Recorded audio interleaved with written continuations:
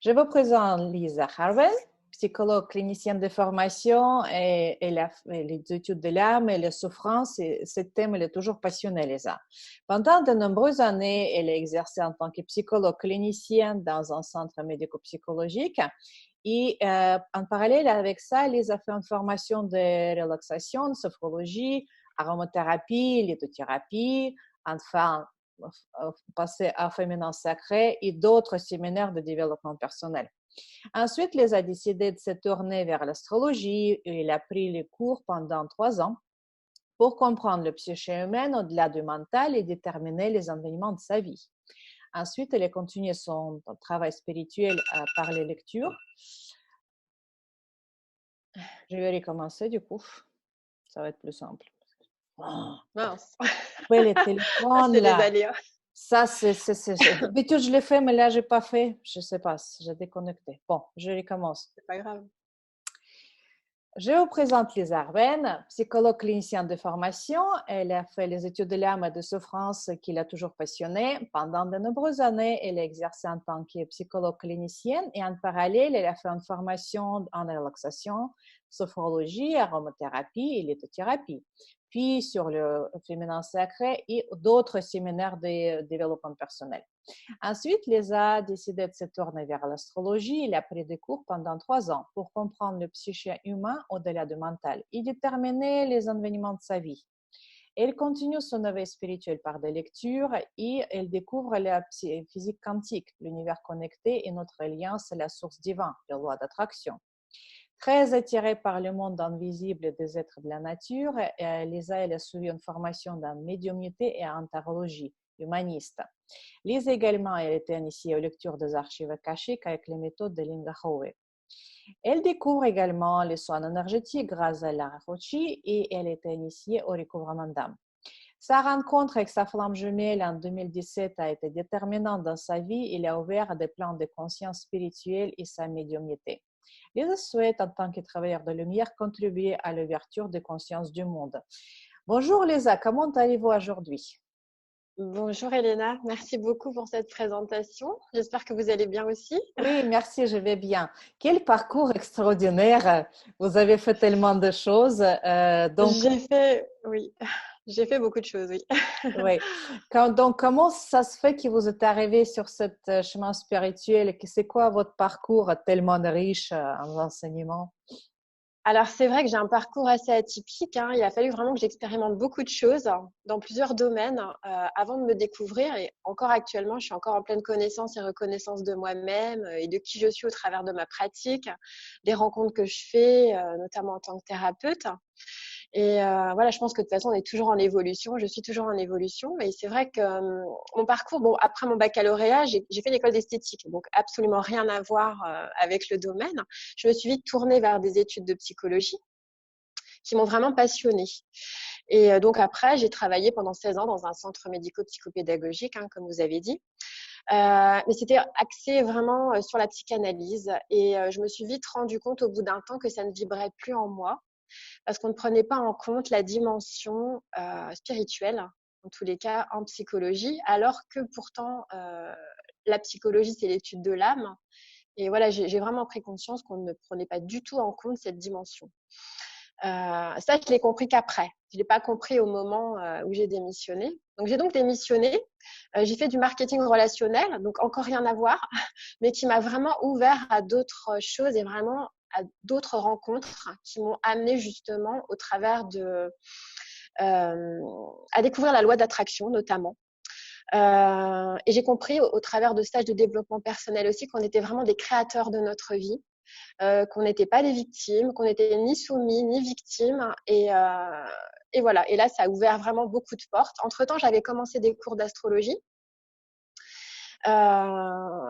Et en fait, j'avais mis de côté ça à un moment donné parce que je commençais à avoir énormément de choses. Je pense que voilà, ma prof d'astro m'avait dit en plus que j'avais un thème de médium. Ça, je le savais déjà depuis toujours, hein, depuis l'adolescence. Mais je pense que j'avais vraiment mis de côté tout ça. Et en 2016, une force intérieure, en fait, m'a vraiment poussée à retourner dans ce domaine-là. J'ai élargi mes connaissances. J'ai développé mes ressentis au travers de pratiques comme la méditation, la tarologie, voilà, les lectures akashiques. Et voilà. Et depuis, je suis à fond dans la découverte de moi-même et dans ce que je peux apporter aux personnes qui viennent me consulter. Ah, Voilà. merci, Lisa. C'est vraiment très intéressant. Mais si on me pose la question, qui êtes-vous, Lisa? Qui êtes-vous? Alors justement, oui, c'est ce que je vous disais aussi, c'est que je suis encore actuellement en pleine découverte de moi-même, de qui je suis. Et je pense que c'est ça, chez toute personne, en fait, on est en constante évolution. Et j'ai vraiment commencé à comprendre qui j'étais vraiment, je crois, en 2017, quand j'ai rencontré ma flamme jumelle. Là, vraiment, j'ai fait un énorme travail sur mon enfant intérieur, sur le transgénérationnel et justement au niveau karmique au travers des lectures akashiques. Et là, je pense que j'ai plongé vraiment au cœur de mon âme, au travers de mes vies antérieures, du passé, de cette vie présente, du présent aussi, et de tout ce que je pouvais voir aussi pour le futur, parce que voilà, au travers de mes ressentis.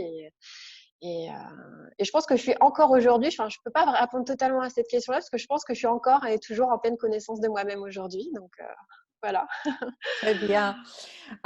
Bon, du coup, qu'est-ce que vous pratiquez? Quels sont vos outils? Donc, qu'est-ce que vous faites professionnellement, on va dire ça comme ça, parmi toute cette richesse que Alors, vous avez évoquée?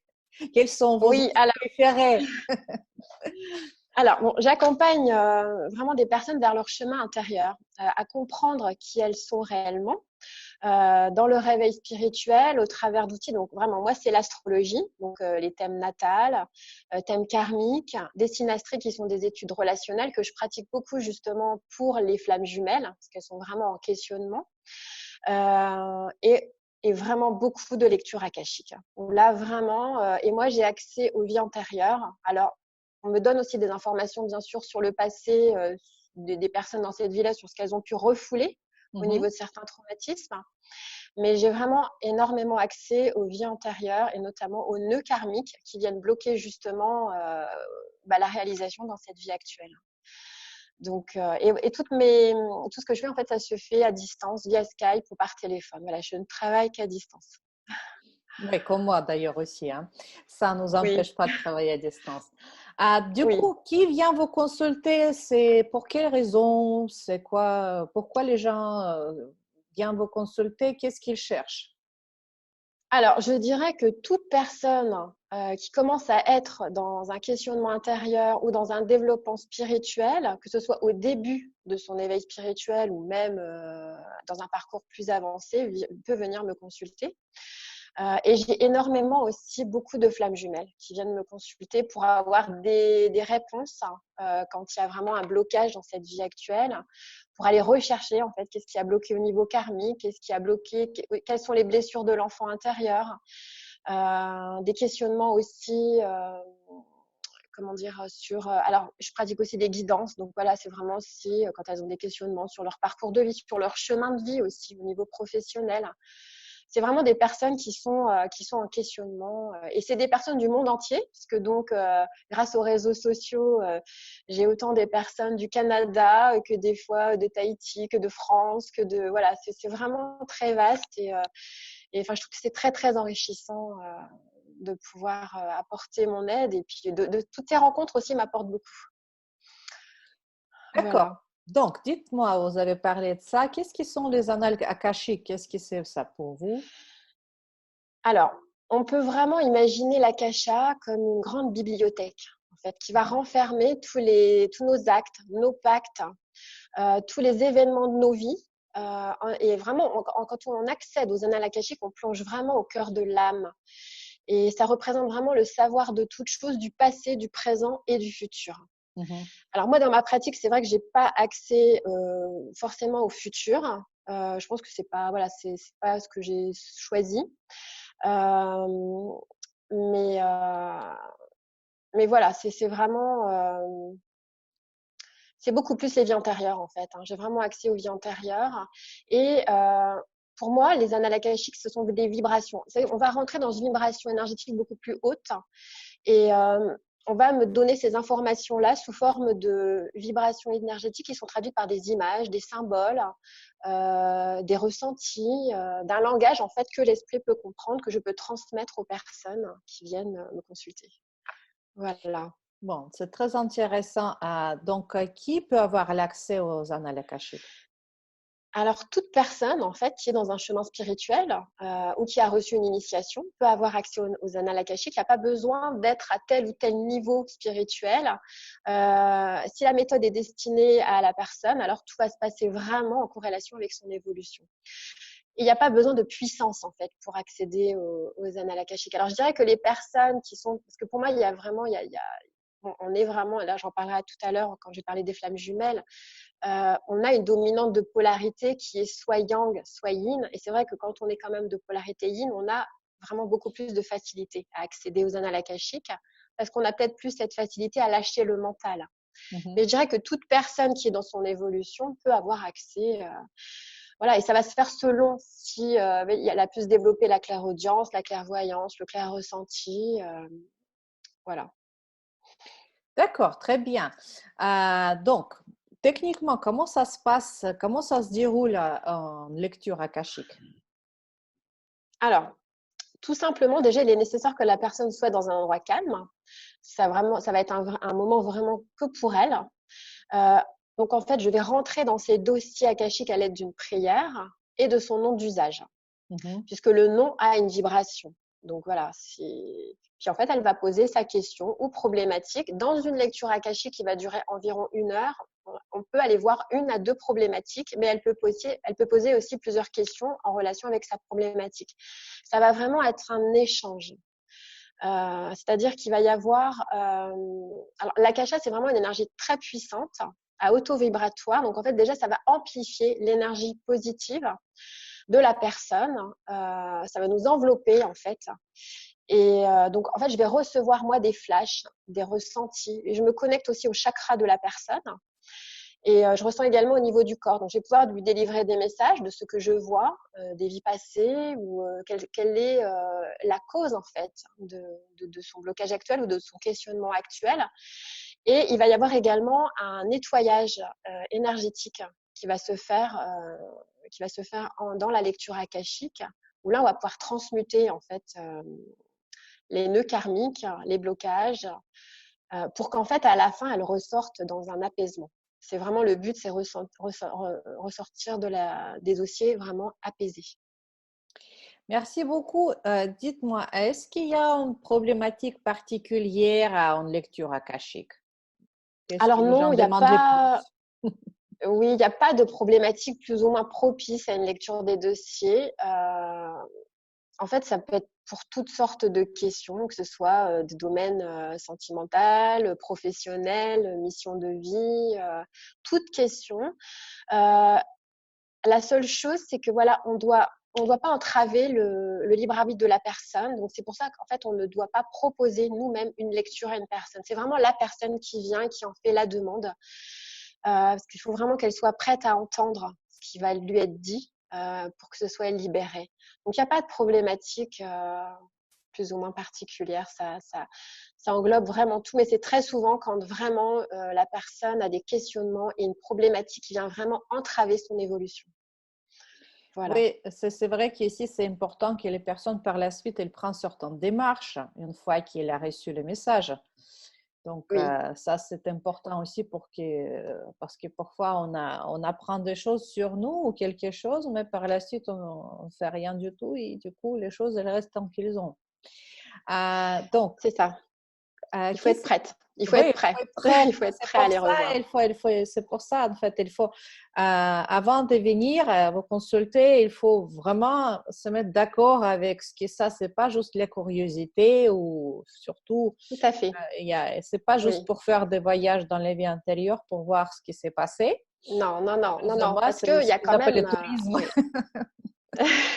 Voilà, donc c'est pas par curiosité parce que voilà, quand on y va, on plonge vraiment dans quelque chose de profond, vraiment au plus profond. Et des fois, ça fait quand même ressortir des choses qu'on n'a peut-être pas forcément envie de revoir. Mais en tous les cas, si la personne est à même de recevoir les informations, ça va l'aider dans son évolution. Donc voilà, il faut le voir comme quelque chose de positif. Mais c'est pas, oui, effectivement, on vient pas, c'est pas du tourisme, hein, ça c'est clair. Vous avez raison.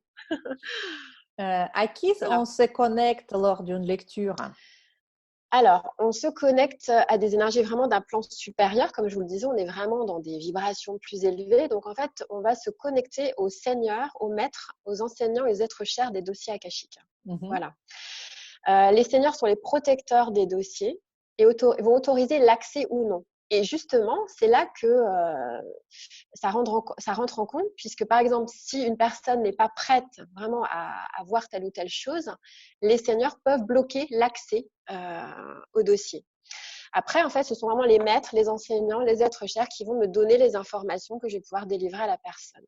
Et ce sont les maîtres aussi qui réalisent les soins dans les dossiers. Moi, je suis vraiment canal, en fait. Canal et voilà, et j'ai le ressenti aussi au niveau corporel de la personne, au niveau des chakras. Mais en fait, on n'est pas seul dans les dossiers akashiques. C'est ça, en fait. On est vraiment entouré d'êtres de lumière. C'est ça qu'il faut retenir. Merci beaucoup. Une autre question, est-ce qu'on peut guérir les maladies par une lecture akashique? Alors, euh, au Maladie niveau des physique. maladies, Ouais, une maladie physique. alors, je dirais pas qu'on peut vraiment soigner une maladie physique. Après, ça dépend de quelle maladie physique. Ça va plutôt être on va soigner en fait parce qu'on va aller rechercher le nœud karmique, les blocages. Donc en fait, déjà avant tout, les dossiers sont déjà un confident, c'est-à-dire que la personne va livrer, va raconter son histoire, elle va échanger. On va échanger aussi sur ce qui lui est montré. Déjà là, en fait, ça a déjà un premier but en fait de soigner, puisque déjà le fait d'exprimer certaines choses, ça va déjà lui permettre d'une libération. Les dossiers sont aussi un informateur, ce qui fait que on va lui donner des informations qui vont pouvoir lui être utiles aussi à une guérison. Euh, c'est vrai que souvent, il y a des traumatismes, en fait, des traumatismes, que ce soit des vies antérieures ou de cette vie-là, qui peuvent être violents. Il y a encore des séquelles aujourd'hui qui empêchent la personne à avancer dans sa vie.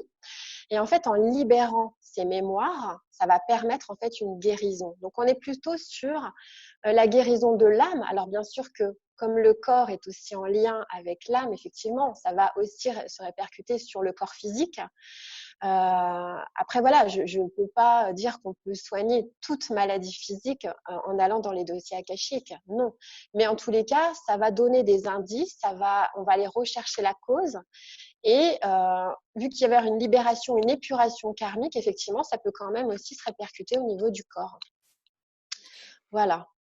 Très bien, donc du coup, ça c'est une bonne nouvelle, hein. Et la question suivante, qu'est-ce que c'est une épuration karmique? Alors voilà, justement, c'est vraiment aller rechercher dans une vie antérieure ou même dans le passé de cette vie présente le nœud karmique en lien avec la problématique, les traumas, comme je le disais précédemment. C'est mettre en lumière, en fait, c'est mettre de la lumière sur ces mémoires karmiques afin de les transmuter, dénouer les peurs, les blocages, que ce soit au niveau corps, âme et esprit. Vraiment, c'est vraiment une épuration globale. Et pour moi, il y a vraiment deux mots-clés pour la guérison dans les annales, c'est vraiment l'amour et le pardon. C'est-à-dire que je vais amener en fait la personne à les revoir, les mémoires par visualisation, par ressenti. Et là, ensemble, parce qu'en fait, elle va être actrice aussi de cette guérison, de cette épuration, de cette libération karmique. Elle va être actrice pour libérer en fait jusqu'au réalignement de ses chakras et vraiment apaisement du corps. Voilà, donc alors c'est pour ça que c'est ce que je disais précédemment, voilà, on n'est pas, il faut vraiment se sentir prêt, parce que l'épuration, des fois, c'est quand même assez, ça peut être violent quand même. Ça, il Oui, faut être ça peut préparé. être violent, oui, effectivement. Voilà. Donc, qui peut-on demander une lecture karmique? Alors justement, toute personne en souffrance, ou non, ou pas forcément en souffrance, hein, mais tout simplement en questionnement sur sa vie dans tous les domaines, hein, ce que je disais tout à l'heure, sentimental, professionnel, familial, ou ayant des blocages, des peurs, des angoisses, des phobies. Voilà. Alors, par contre, on ne peut pas faire de lecture akashique sur des enfants de moins de 18 ans. Même si les parents font la demande, euh, il faut, en tous les cas, dans la méthode dont j'ai été initiée, la méthode de Linda Hove, pas de lecture pour un enfant de moins de 18 ans. Voilà. Quoi? Est-ce qu'il y a une raison particulière à ça? Alors, c'est dans la méthode de Linda Hove. OK. Il y a des règles. Voilà, il y a certaines règles à respecter, même si on a quand même, voilà, on peut quand même réaliser les lectures comme on le souhaite. Mais c'est tout comme il y a d'autres règles qui sont de ne pas boire d'alcool 24 heures avant une lecture. Parce que, bon, déjà pour moi, bien sûr, ni drogue aussi, bien sûr, hein, parce que ça va altérer les ressentis. La personne aussi, c'est vrai que je l'encourage à ne pas boire d'alcool dans les 24 heures qui précèdent la lecture et si possible, dans les 3 jours qui suivent la lecture, parce qu'il va y avoir une épuration. Une épuration qui va continuer, elle peut être fatiguée. Euh, donc voilà, c'est des règles en fait. Il y a des règles à respecter selon cette méthode. Voilà. Est-ce que tu peux partager les cas, quelque chose de tes patients, peut-être, pour voir l'état initial et comment ça s'est déroulé pour cette personne? Donc, je ne sais pas, pour justement Oui, illustrer un petit peu qu'est-ce que c'est la lecture akashique peut apporter dans la vie des gens, pour comment ça peut les changer leur vie. d'accord. Alors, par exemple, en fait, parce que j'ai quand même souvent des flammes jumelles et très souvent, il y en a une, voilà, une personne qui va travailler sur elle, alors que l'autre est parfois pas du tout dans cet éveil. Et c'est là que va se créer le blocage. Donc, la personne qui me consulte, souvent, est dans la souffrance. Mhm. J'ai déjà remarqué que justement, quand on fait l'épuration, quand on va rechercher, comprendre pourquoi il y a le blocage, pourquoi il y a le silence, par exemple entre ces deux personnes, pourquoi l'autre personne est dans la fuite. Donc, en fait, on va aller chercher, on va aller comprendre pourquoi. On va aller mettre de la lumière sur cette situation et très souvent, voilà, on travaille dans l'invisible en fait à ce niveau-là. Et très souvent, dans le mois dans le mois qui va suivre la lecture, parce que la lecture agit encore au moins pendant 3 semaines, un mois, il va se passer des choses concrètes. J'ai déjà eu le cas de personnes qui n'avaient pas de nouvelles de sa flamme jumelle pendant des mois, voire même plus. Suite à une lecture, en fait, il se passe une reconnexion, puisqu'en fait, ça agit au niveau énergétique, donc il y a une reconnexion. Ou alors, ça va être des personnes aussi.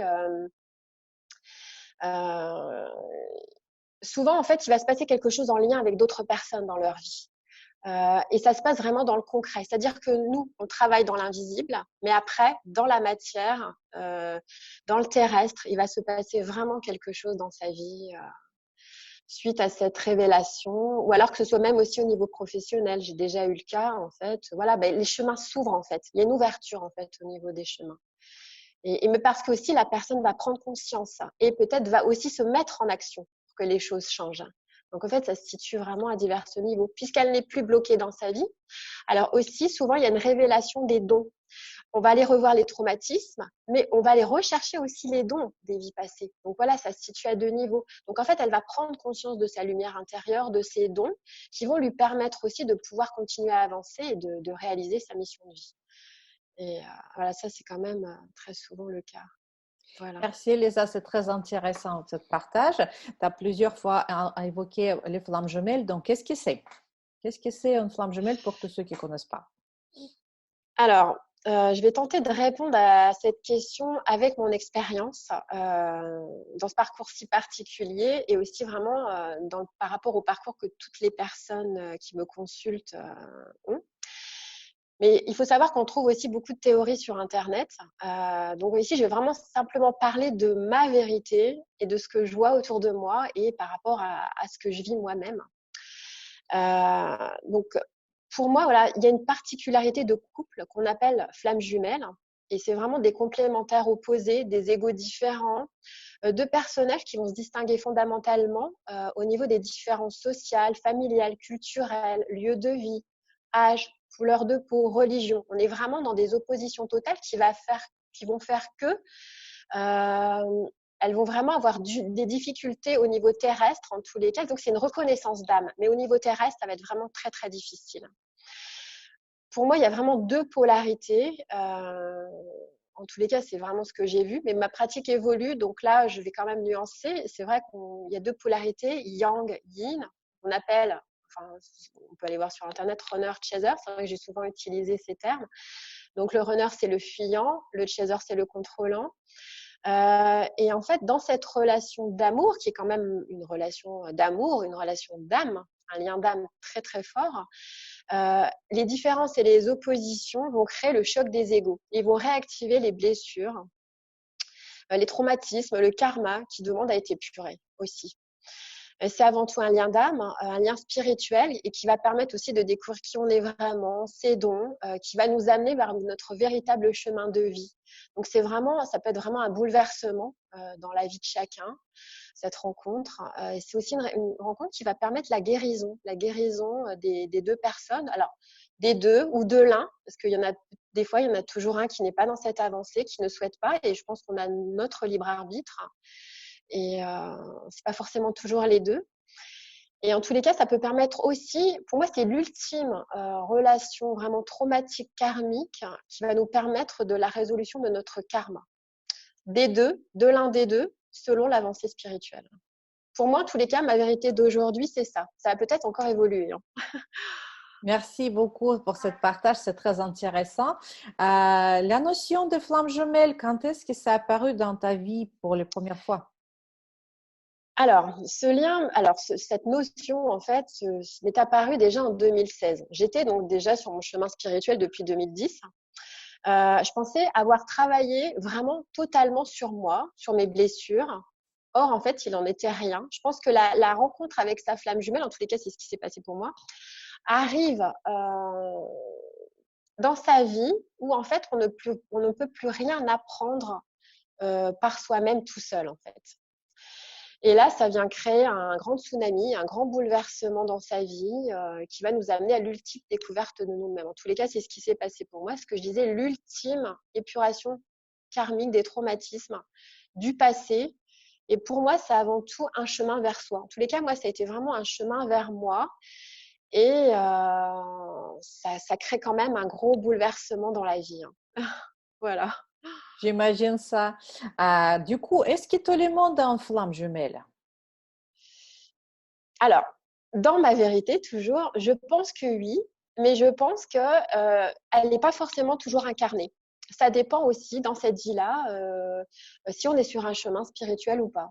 Je pense que dès lors que oui, si on est dans un chemin spirituel, l'autre personne peut être incarnée. Et elle arrive à un moment de la vie où voilà, on va casser tous les codes, les schémas construits, les schémas familiaux. Et je pense que plus on avance dans ce chemin spirituel, plus on va faire de rencontres, hein, que ce soit au début, ça peut être des âmes sœurs, des âmes jumelles ou de simples relations karmiques qui vont nous amener à un moment donné à la rencontre de notre flamme jumelle, à ce lien si particulier qui va vraiment là nous faire travailler en profondeur. Euh, et ça peut être violent. C'est pour ça que des fois, je dis aux personnes, il ne faut pas chercher en fait sa flamme jumelle. Il ne faut pas la chercher. Si elle doit arriver, elle arrive. Mais il faut savoir que c'est quand même une relation qui peut être, voilà, c'est une relation d'amour, mais qui vient quand même vraiment perturber profondément. Voilà. Oui, merci pour ce partage, c'est très intéressant. Donc, voilà, comme ça, maintenant, on sait que le flamme jumelle, si vous êtes déjà sur le parcours spirituel, c'est bon, c'est réglé, vous allez trouver votre flamme jumelle. Elle va se positionner à un moment donné sur votre parcours. La rencontre avec votre flamme jumelle, est-ce qu'il a eu un impact sur votre parcours, votre vie professionnelle, personnelle, spirituelle? Oui, oui, ça a eu quand même vraiment un gros impact parce que c'est vrai que moi, je suis née dans une famille en fait très cartésienne, très peu ouverte, pas du tout, mais genre ouverte à la spiritualité. Même si voilà, effectivement, bon, ça m'a apporté quand même le fait d'avoir quand même cet ancrage, ce côté terrestre, parce que je pense que même si on est dans la spiritualité, il faut vraiment être ancré, ça c'est très important. Et la rencontre avec ma flamme jumelle, en fait, elle est venue casser tous mes schémas familiaux, tous les codes. En fait, m'a amenée à une insécurité. Mais je pense que pour vraiment aller totalement dans le chemin spirituel, il faut à un moment donné être en totale insécurité pour justement pouvoir faire confiance en l'avenir, pour pouvoir se relier à ses guides, pour pouvoir se relier à son intériorité. Et moi, ça m'a vraiment permis, parce que ça vient quand même bouleverser tous les repères, hein, les repères de sécurité. Et ça m'a permis d'aller justement dans mon intériorité pour aller rechercher en fait cette lumière, cette force, de me connecter à des plans supérieurs pour justement avancer et faire confiance.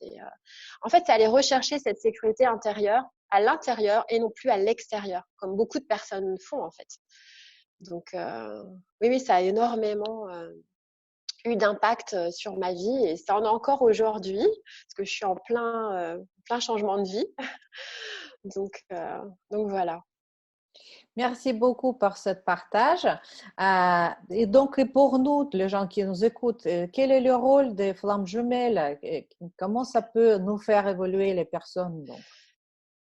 Alors, comme je disais précédemment, c'est vraiment une rencontre qui vient bousculer nos repères, notre vie, nos schémas bien construits. Elle vient nous déstabiliser, nous pousser à nous découvrir et aller vers l'amour inconditionnel envers nous-mêmes. C'est avant tout un lien d'amour inconditionnel, mais d'amour inconditionnel aussi envers nous-mêmes. Elle vient aussi, je pense, harmoniser nos polarités, aller vers le détachement, la complétude, révéler notre lumière, ne plus aussi être dans la dépendance affective. En fait, on vient régler pas mal de choses. Ça nous relie à notre unité, à Dieu, la source. Je pense qu'on est vraiment là, on plonge vraiment dans quelque chose d'une autre dimension.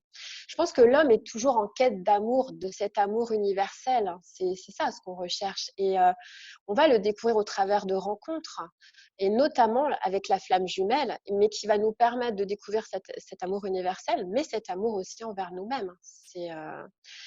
Alors, la question quand même actuellement que je me pose aujourd'hui dans mon évolution, c'est que est-ce que, voilà, dans la théorie et tout ce qu'on peut lire sur Internet, c'est que c'est une relation qui va nous permettre donc de nous découvrir nous-mêmes, mais la finalité serait la réunion et la fusion. Au jour d'aujourd'hui, par rapport à ce que je vis et par rapport à ce que d'autres personnes vivent autour de moi, la finalité serait donc de rayonner, justement d'amener cet amour inconditionnel sur Terre, d'augmenter les vibrations de la Terre. Comme il est dit par de nombreux thérapeutes, mais ce que je remarque quand même, c'est que beaucoup de personnes ont des difficultés à se réunir et à fusionner.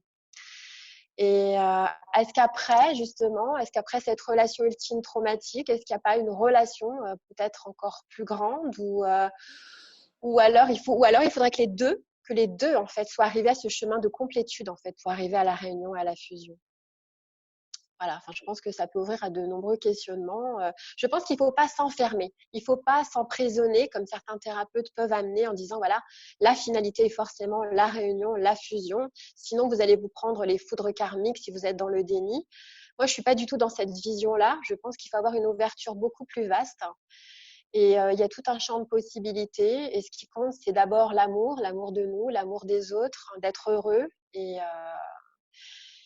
Et voilà, je pense que tout est possible. Tout est possible. Merci Lisa, c'est très impressionnant ce que tu racontes. Donc, entre les liens, entre les flammes jumelles et les lectures akashiques, le sujet avec quoi on a démarré notre présentation, est-ce qu'il y a un lien particulier? Quel est le lien entre lecture akashique et les flammes jumelles? Est-ce qu'on peut servir Alors, l'un pour aider à l'autre ou... Oui, je pense, puisque en fait, au bout du compte, les flammes jumelles est là pour moi, c'est l'ultime épuration karmique. Donc, effectivement, on va aussi pouvoir se servir des annales akashiques pour cette épuration. Beaucoup de flammes jumelles qui me consultent sont vraiment en souffrance parce qu'il n'y a pas d'harmonie, en fait. On n'est pas du tout dans une harmonie, que ce soit l'un ou l'autre qui fuit, où il y a trop de conflits, des illusions. Donc, en fait, ça va permettre à l'un des deux, ou les deux, qui sont dans leur avancée, de cheminer, d'avancer dans leur parcours, de guérir leur karma, d'aller transmuter ses mémoires. Parce que je pense que c'est pas toujours facile, en fait, parce que ça vient remonter, en fait, en surface des choses difficiles. La flamme jumelle vient remonter des choses difficiles. Donc, en fait, les annales akashiques vont permettre, en fait, d'épurer vraiment alors, en douceur ou non, ça dépend en fait. Mais en tous les cas, là, on va pouvoir comprendre. Ça va permettre de mettre des mots, en fait, et révéler des causes.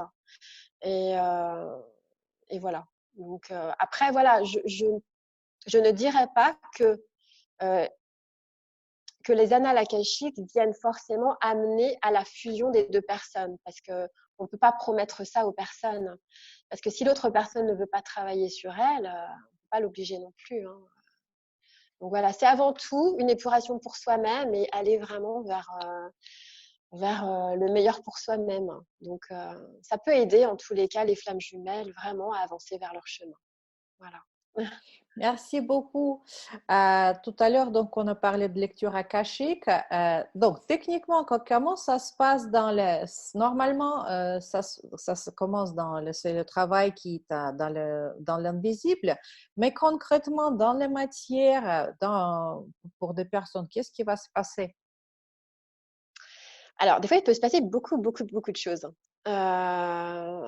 C'est-à-dire que, alors déjà, ça va avoir un impact. Déjà, tout d'abord, dans les 3 jours qui vont suivre, dans les 2, 3 jours, c'est vrai que la personne, elle va ressentir cette épuration. Il peut y avoir de la fatigue. Il y a vraiment des choses qui vont remonter et ça peut se passer au niveau du corps, au niveau du corps physique. Que ce soit au niveau de maux de ventre ou de choses. Je vais vous parler de mon expérience à moi. Parce que on peut, voilà, c'est ce que j'ai pas dit. En fait, on peut faire des lectures sur nous-mêmes. On peut bien Mhm. sûr faire des lectures sur d'autres personnes, mais on peut se faire des lectures à soi-même. Et d'ailleurs, quand j'initie une personne, parce que je fais aussi des initiations, ou quand j'ai été initiée, on fait déjà des lectures sur soi-même. Et c'était fin octobre en fait, justement au moment d'Halloween. Il y avait une grosse épuration karmique avec de gros questionnements qui s'est fait. J'ai fait une lecture sur moi-même qui a vraiment fait remonter une vie antérieure qui a été très, très violente. Je me suis retrouvée c'est 2 jours plus tard aux urgences. Et le corps, parce que le corps a vraiment parlé. En fait, il y a eu une grosse épuration au niveau du corps. Et je pense qu'il fallait, en fait, c'est comme si j'avais revécu. Je pense qu'en fait, des fois, on peut revivre. Bon, ça va pas forcément être toujours la même finalité, parce que des fois, il peut y avoir vraiment des choses très difficiles qui ont été vécues dans des vies passées, hein. On va pas revivre, bien sûr, comme dans la vie passée, mais le corps, en tous les cas, va revivre, puisqu'en fait, c'est au niveau cellulaire, donc il va se passer des choses au niveau cellulaire, au niveau du corps. Et c'est pour ça qu'en fait, il faut vraiment être préparé. Il faut vraiment être prêt parce que voilà, moi, je pensais pas, suite à cette lecture, me retrouver aux urgences quand même. Oui. Ça a été quand même violent. Mais en tous les cas, ça a permis une libération. Et j'ai compris certaines choses. Et après, voilà, on met un point final et on referme en tous les cas l'histoire. Donc, effectivement, il se passe des choses au niveau du corps physique. Voilà, ça, il faut le savoir. Mais ça peut être des choses comme ça, mais ça peut être aussi des choses beaucoup plus douces, hein. On va avoir accès à ses dons. Voilà, il ne faut pas voir ça comme quelque chose de négatif, hein. Oui, sinon les Il gens va vont se dire passer. non, je ne veux pas faire les lectures akashiques, si après je me les trouve à Ça a l'hôpital. été. Non, non, là, ça a été mon cas, mais je pense que moi, en tous les cas, je devais vraiment. Et d'ailleurs, je le vois comme quelque chose de positif, hein. Parce qu'après, voilà, ça a été vraiment une énorme libération, une énorme libération. Et je sais que voilà, rien n'était plus comme avant. Et du coup, ça ouvre les portes. Voilà. Merci Lisa pour ce partage parce que c'est vrai que c'est très touchant et ça montre à quel point il faut prendre au sérieux les lectures akashiques, hein. Tout à Il ne faut fait, pas tout faire à fait. ça juste comme ça parce que ça me passe par la tête. Par contre, Oui. est-ce que tu peux proposer quelques exercices ou les pratiques pour les gens qui nous écoutent et qui souhaitent découvrir un petit peu? Oui. Alors, c'est pas, voilà, c'est pas vraiment une lecture akashique là que je vais proposer, mais moi, je pense que tout le monde peut avoir accès à son soi supérieur, à ses guides. D'ailleurs, les maîtres des dossiers sont nos guides, hein. Mais pour cela, je pense qu'il est nécessaire de faire à un moment donné dans sa journée ou dans sa vie, voilà, de faire pause, de faire silence. Et je pense qu'on sait plus forcément le faire, ça, de mettre sur off et de faire pause, de ralentir, de se dire, ben voilà, je commence à écouter autour de moi, je m'écoute, hein, dans mon silence intérieur. Et l'exercice que je propose aux personnes, là, c'est quand on a une question, quand on est dans un questionnement intérieur, souvent le mental va prendre le dessus. Et alors que la bonne réponse, elle se situe au niveau du cœur, elle se situe au niveau du corps. Et voilà, je voudrais proposer aux personnes de descendre leur conscience au niveau de la tête au niveau du cœur. Vraiment de ressentir en fait ça. Et une fois arrivé au niveau du cœur, de son corps, de se poser la question que, voilà, ce questionnement actuel, et de ressentir au niveau du cœur, est-ce qu'il y a une expansion, est-ce qu'il y a une chaleur, ou est-ce qu'au contraire, il y a, est-ce que ça expanse, voilà, ou est-ce qu'au contraire, ça se rétracte? Est-ce qu'il y a un pincement? Est-ce qu'il y a une fermeture? Et je pense que là, on a notre réponse. Et je pense que cet exercice-là, on devrait le faire à chaque fois qu'on a un questionnement dans notre vie. N'importe quelle question, hein, que ce soit un questionnement important ou un petit questionnement, de prendre le temps de sortir du mental pour aller au niveau du cœur. Et qu'est-ce que le corps, qu'est-ce que le cœur nous dit? Et le ressenti, il nous donne la réponse en fait. Cet exercice-là, il est vraiment, pour moi, il est vraiment important. Parce que pour moi, c'est quelque chose que je ne savais pas faire avant ça. Et je pense que beaucoup de personnes ne savent pas faire ça. Elles se tiennent au niveau du mental, au niveau de la tête, hein, où vraiment les pensées, les idées, enfin, et là, ça vient bloquer le ressenti corporel. Cette question devrait se poser dans une forme pour voir les réponses oui ou non, ou ça peut être une réponse complexe? Je pense que ça peut être une réponse complexe parce que c'est le ressenti du corps avant tout. Mais Mhm. ça va demander déjà de faire silence, de faire pause, de faire silence. Donc, comment faire cette Euh, pause déjà? Les questions qui me posent souvent aussi. mais, je pense que déjà, c'est prendre un temps pour soi, de sortir de cette effervescence du monde qu'on a autour de soi, de toujours aller chercher à l'extérieur, d'aller dans la nature, pourquoi pas, si on le peut, en tous les cas, d'aller dans la nature et faire silence, d'écouter les bruits de la nature, hein, les oiseaux, ou alors ça peut être chez soi aussi, hein, dans sa maison, d'écouter le vent à l'extérieur ou de mettre une bougie tout simplement, de la musique, de l'encens et de faire pause. C'est vraiment faire pause.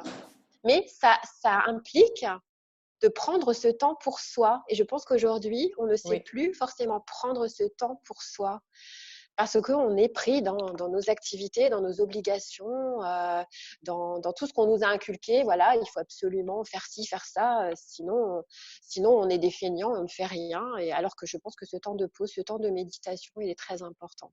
Et c'est là que les réponses vont arriver. Et c'est là qu'il va être plus facile de lâcher le mental et d'aller dans notre ressenti corporel. La réponse, elle se situe vraiment là. Elle se Mhm. situe pas là, elle se situe là, vraiment.